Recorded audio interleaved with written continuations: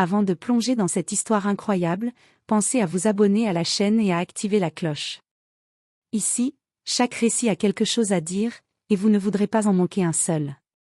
Dans une villa somptueuse surplombant les collines dorées de Los Angeles, Isabella Hawthorne, une héritière et femme d'affaires milliardaire, préparait sa grossesse avec un luxe que seule sa fortune pouvait offrir.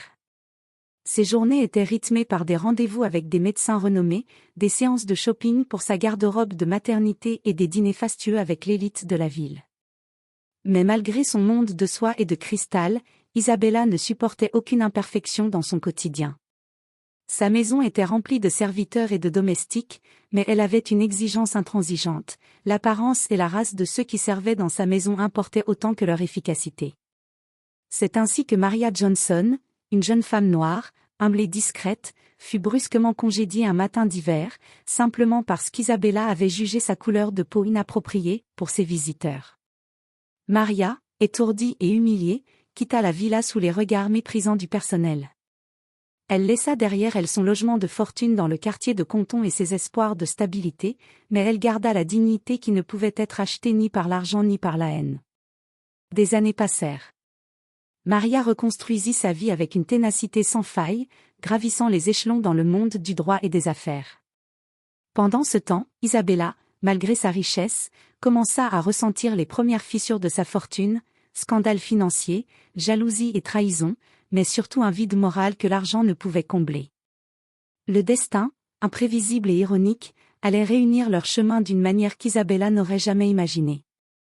Ce qu'elle avait pensé être un simple acte de supériorité sociale se transformerait bientôt en une confrontation où le pouvoir et la justice prendraient le dessus.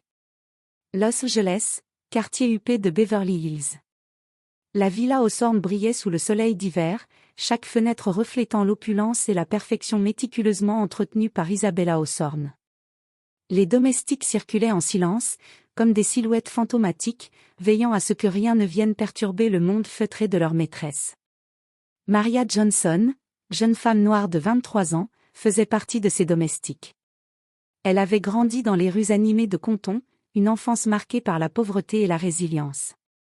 Malgré cela, elle était entrée dans la maison Hawthorne avec le sourire et un sens du devoir remarquable.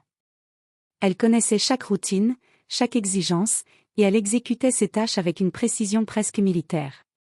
Ce matin-là, Isabella était d'humeur particulièrement capricieuse. Son ventre arrondi trahissait sa grossesse avancée, mais aucun sourire ne venait illuminer son visage froid. « Maria, dit-elle d'une voix glaciale, apporte-moi les serviettes brodées dans le dressing principal. Et fais vite. » Maria s'inclina et se hâta d'exécuter la demande. Mais lorsqu'elle franchit la porte du dressing, Isabella la regarda avec dédain, la jugeant d'un simple coup d'œil. « En fait, non, tu n'es pas à la hauteur. Je ne veux pas que quelqu'un comme toi touche mes affaires. Tu peux partir. » Maria s'arrêta net, son cœur battant la chamade. « Pardon ?» demanda-t-elle, cherchant un souffle de compréhension. Isabella s'avança, le visage dur. « Tu as bien entendu. À partir d'aujourd'hui, tu es renvoyée. Je ne veux pas de toi ici, tu comprends? Parce que tu es noire. » Le mot résonna comme un coup de tonnerre. Les années de loyauté, les heures passées à servir avec dévouement, tout s'effondra en un instant. Maria, tremblante mais fière, ne laissa pas tomber les larmes devant cette humiliation. Elle prit ses affaires et quitta la villa, laissant derrière elle les lustres scintillants et les sols en marbre, mais emportant sa dignité intacte. Sur le chemin de Compton, Maria se jura que cette injustice ne serait pas la fin de son histoire. Elle savait qu'elle reconstruirait sa vie, qu'elle montrerait un jour à ceux qui l'avaient jugé que la couleur de sa peau ne déterminait ni sa valeur ni son destin. Dans la villa, Isabella s'installa confortablement dans son fauteuil, un sourire satisfait sur les lèvres, ignorante que ce simple acte allait semer les graines d'une revanche qui transformerait sa vie des années plus tard. Après son départ humiliant de la villa Hawthorne, Maria Johnson se retrouva seule dans un petit appartement du centre de Los Angeles. Les murs étaient usés, le sol craquait sous ses pieds, et chaque pièce semblait murmurer le souvenir de ce qu'elle avait perdu. Mais Maria ne se laissa pas abattre. Elle avait grandi dans l'adversité et savait que la résilience était sa meilleure arme. Les premiers mois furent difficiles. Elle enchaînait les petits boulots, serveuse dans un café, caissière dans une épicerie, aide à domicile pour des familles occupées. Chaque tâche, même humble, elle l'exécutait avec une rigueur et une dignité qui impressionnaient ceux qui la côtoyaient. Mais Maria avait un objectif clair, elle voulait construire une vie qui ne dépendrait plus jamais de la vie ou de la volonté des autres. Un soir, alors qu'elle servait des clients dans un restaurant du quartier de Downtown, elle eut une conversation décisive avec l'un d'eux. « Tu devrais envisager des études supérieures », lui dit un avocat âgé qui revenait souvent dîner. « Tu as de l'intelligence et une force de caractère rare. » Ces mots résonnèrent profondément en elle. Maria se rappela les longues nuits passées à aider ses amis de Compton à préparer leurs devoirs, son amour pour les livres et sa soif de justice.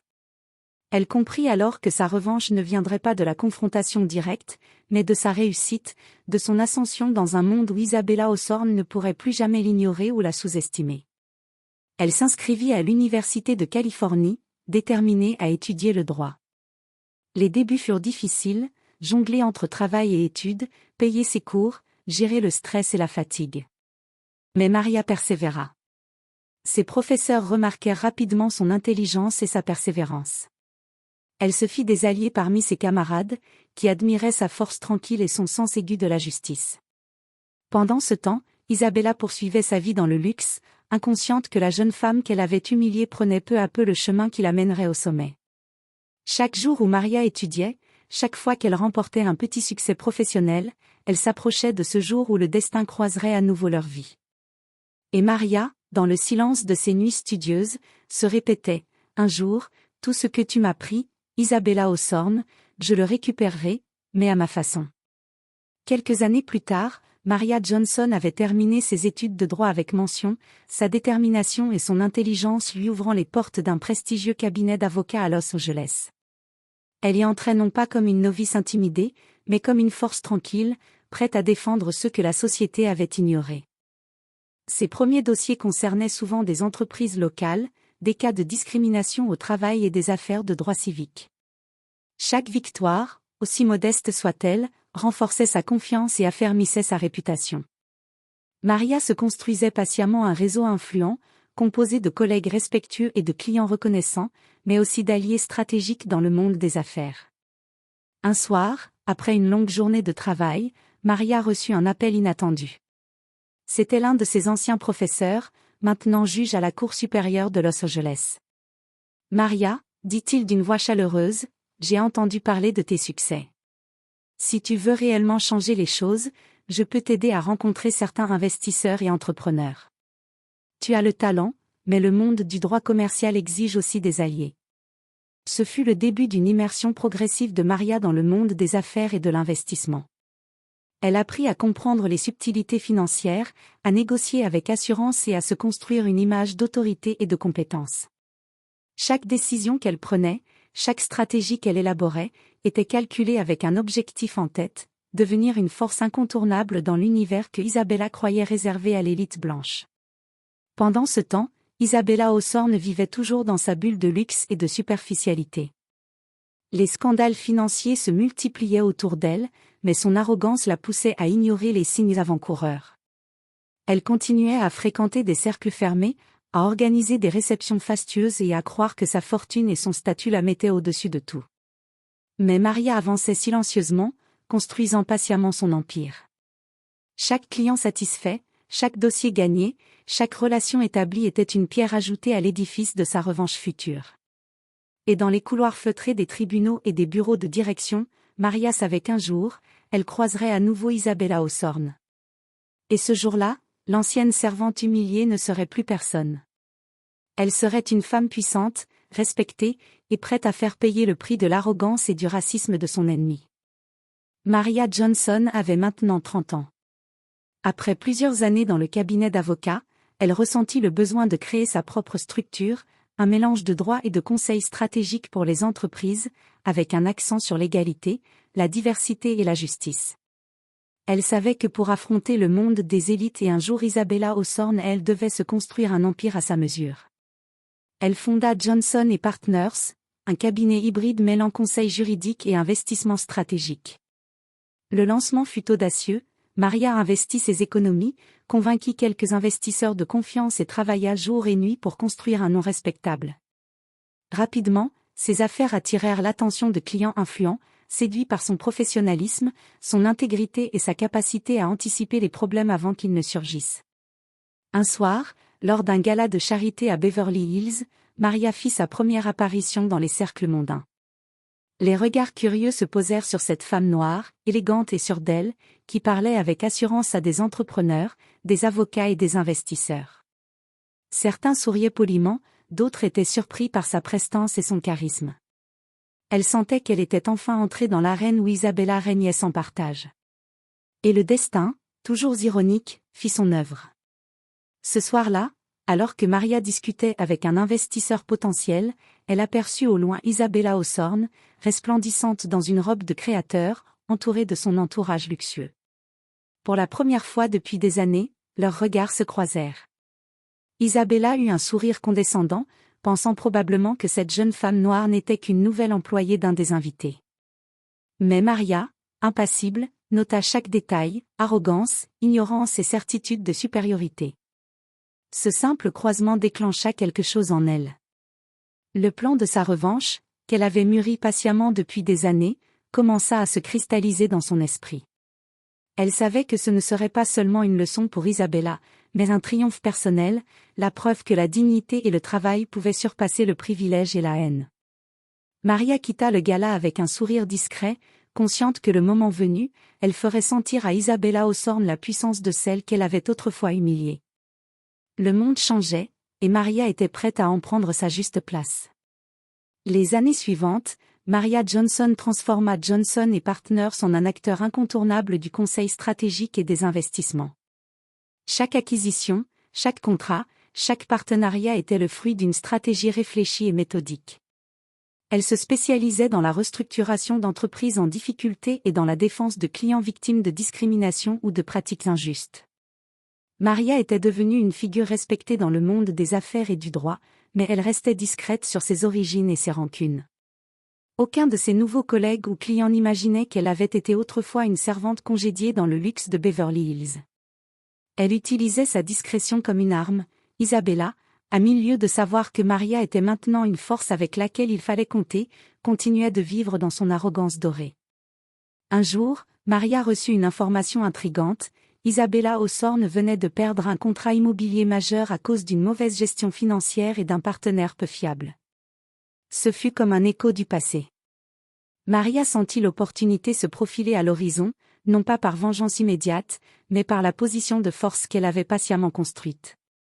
À ce moment, Maria commença à tisser son réseau autour des actifs et projets liés à Isabella.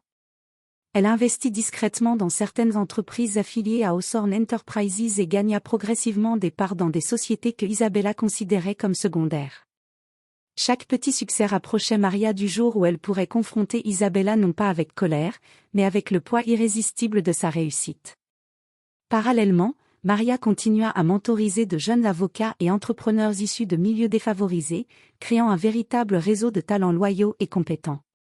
Elle ne voulait pas seulement triompher pour elle-même, mais aussi ouvrir des portes à ceux que la société ignorait. Et dans l'ombre, Isabella continuait de briller sous les projecteurs, inconsciente que celle qu'elle avait humiliée autrefois avançait silencieusement, construisant un empire plus puissant que le sien, et préparant le jour où le passé rattraperait enfin la milliardaire arrogante. Maria Johnson avait maintenant 35 ans, et son empire discret mais puissant continuait de croître. Les médias parlaient d'elle comme d'une femme d'affaires brillante et intègre, capable de redresser des entreprises en faillite et de défendre des causes justes. Mais dans son esprit, une mission plus personnelle se dessinait, Isabella Hawthorne. Un matin, lors d'une conférence exclusive sur l'immobilier et les investissements à Los Angeles, Maria aperçut Isabella de l'autre côté de la salle. Isabella, toujours resplendissante et arrogante, riait bruyamment avec des associés, ignorant que la jeune femme qu'elle avait autrefois humiliée se tenait maintenant parmi les leaders du secteur. Maria sentit un mélange de calme et de détermination. Elle avait attendu ce moment pendant des années, mais elle savait que la confrontation directe n'était pas encore nécessaire. Chaque mot prononcé, chaque contrat signé ici pouvait devenir un levier pour la suite. Après la conférence, Maria fut sollicitée par plusieurs investisseurs. Elle entama des discussions sur des partenariats, sur des acquisitions stratégiques et sur des projets immobiliers liés à certaines sociétés affiliées à Isabella. Isabella, de son côté, ne la remarqua pas. Pour elle, Maria n'était qu'une nouvelle participante dans le monde des affaires. Mais la vraie stratégie de Maria était ailleurs. Elle commença à acheter discrètement des parts dans des projets où Isabella avait des intérêts, créant un réseau de contrôle invisible mais solide. Chaque décision financière, chaque mouvement sur le marché rapprochait Maria du jour où elle pourrait renverser le rapport de force. Et ce jour-là, le destin se fit sentir. Un dossier qu'Isabella pensait sécurisé et confidentiel fut racheté à un prix avantageux par Johnson & Partners. Maria, calmement, avait placé un pied dans le domaine qu'Isabella considérait comme son territoire incontesté. Le sourire satisfait de Maria était silencieux, mais terriblement puissant. Pour Isabella, ce n'était encore qu'une anomalie, un petit contretemps dans sa vie de luxe et de privilèges. Mais pour Maria, c'était la première victoire réelle sur celle qui l'avait humiliée et expulsée des années auparavant. La revanche, patiemment construite, venait de commencer. Maria Johnson savait que la patience était sa plus grande alliée. Depuis leur premier face-à-face indirect lors de la conférence, elle avait renforcé sa position, acquisition discrète, partenariat stratégique et influence subtile dans les projets où Isabella pensait avoir le contrôle total. Isabella, de son côté, continuait de vivre dans sa bulle de certitude, incapable de voir l'ombre qui grandissait derrière elle. Un après-midi, Maria assista à une réunion de conseil d'administration concernant un projet immobilier majeur de Hawthorne Enterprises. Elle y figurait désormais comme partenaire indirect, par le biais d'actions qu'elle avait acquises au fil des années. Isabella était là, entourée de son équipe de conseillers, mais ne soupçonnait rien. Maria observa chaque détail, les documents, les chiffres, les failles dans la gestion de son ancienne rivale. Elle savait que l'attaque ne devait pas être frontale mais calculée. Il ne s'agissait pas simplement de vengeance, mais de montrer qu'Isabella n'avait jamais été au-dessus de personne. Dans les semaines qui suivirent, Maria intensifia sa stratégie, elle fit appel à des médias financiers pour publier discrètement des analyses favorables à ses acquisitions, tout en soulignant les faiblesses des projets d'Isabella. Elle contacta certains investisseurs clés qui doutaient de la stabilité de Hawthorne Enterprises, renforçant leur confiance en Johnson & Partners. Chaque mouvement était précis, invisible aux yeux de ceux qui n'étaient pas attentifs. Isabella commença à sentir les premiers tremblements, des projets retardés, des investisseurs hésitants, des chiffres qui ne correspondaient plus à ses attentes.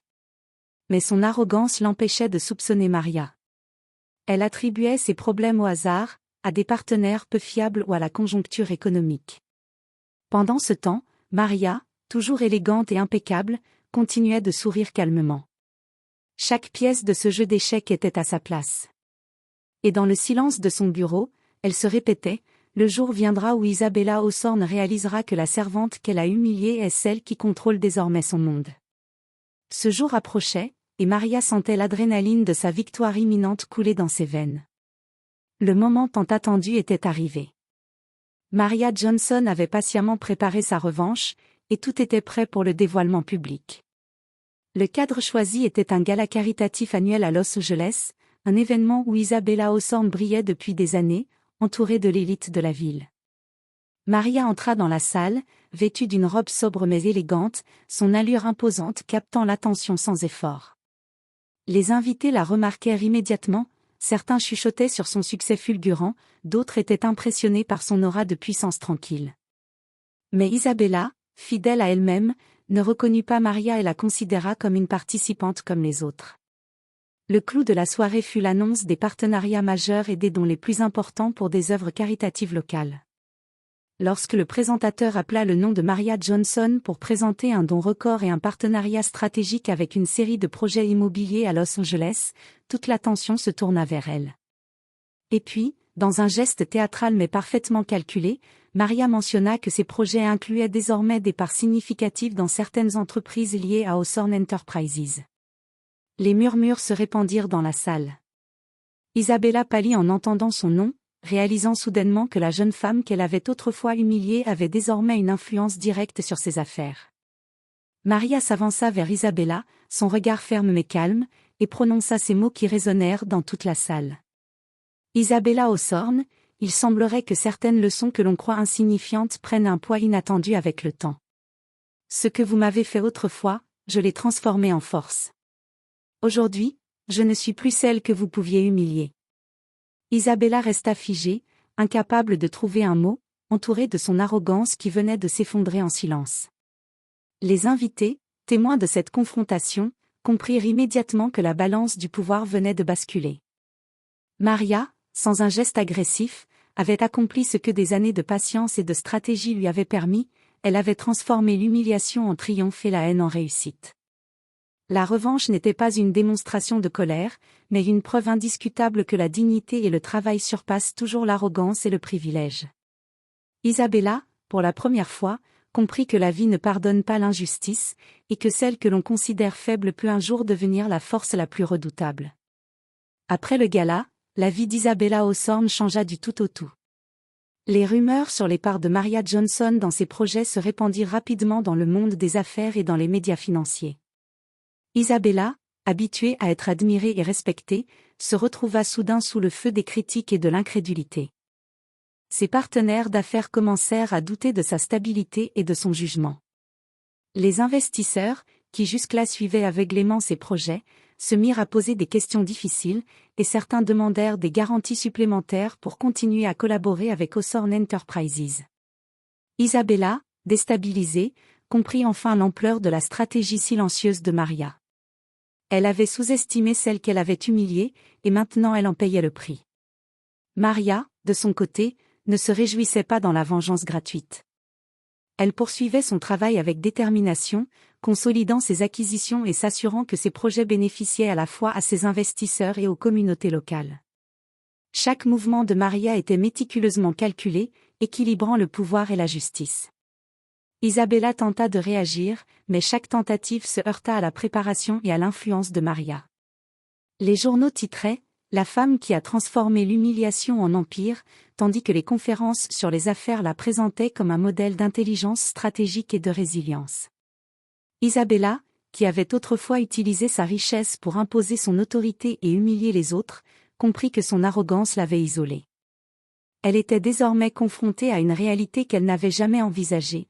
Le monde pouvait changer, et les plus faibles d'hier pouvaient devenir les plus puissants de demain. Dans un dernier geste symbolique, Maria fit un don important à une organisation dédiée à l'égalité et à l'éducation pour les jeunes défavorisés, montrant que sa victoire n'était pas seulement personnelle, mais aussi une manière de transformer l'injustice passée en une force positive pour la société. Isabella, humiliée mais désormais consciente de la leçon, commença à réaliser que le vrai pouvoir ne réside pas dans l'arrogance ou la richesse, mais dans la persévérance, l'intelligence et la dignité. Quelques années après sa revanche éclatante, Maria Johnson avait consolidé son empire. Johnson & Partners était devenue une référence dans le monde du droit et des affaires, respectée pour son intégrité, sa vision stratégique et son engagement envers la justice sociale. Maria était désormais invitée dans les conférences internationales, ses opinions et conseils pesant lourd dans les décisions des grandes entreprises et des investisseurs. Mais au-delà de sa réussite professionnelle, Maria avait transformé son passé douloureux en force pour les autres. Elle finança des bourses pour les jeunes issus de quartiers défavorisés, mentorait de jeunes femmes dans le monde des affaires et créa des programmes d'éducation pour promouvoir l'égalité et l'accès aux opportunités. Chaque action qu'elle entreprenait était un rappel silencieux que la dignité et le travail acharné surpassent toujours l'arrogance et le privilège. Isabella Hawthorne, quant à elle, avait appris sa leçon. Bien que son empire ait été ébranlé, elle trouva difficilement un chemin pour reconstruire sa réputation. Les années d'arrogance et de mépris ne pouvaient pas être effacées, et elle comprit enfin qu'aucune richesse ne pouvait compenser le manque de respect pour autrui. Un matin, Maria se leva, contemplant Los Angeles depuis son bureau au sommet d'un gratte-ciel. Elle sourit, non pas par vanité, mais par satisfaction. Chaque étape, chaque effort, chaque obstacle surmonté l'avait menée à ce moment. Elle n'avait pas seulement vengé son humiliation passée, elle avait créé un héritage durable de respect, de pouvoir et d'influence positive. Et dans le silence de ses pensées, elle se rappela ce qu'elle s'était promis, des années auparavant, lorsqu'elle quittait la villa Hawthorne humiliée. Un jour, tout ce que tu m'as pris, Isabella Hawthorne, je le récupérerai, mais à ma façon. Aujourd'hui, ce jour était venu, et Maria avait non seulement récupéré ce qui lui appartenait, mais elle avait dépassé toutes les limites que son ancienne maîtresse avait imposées. Elle était devenue une femme puissante, respectée et inspirante, transformant l'injustice passée en triomphe durable.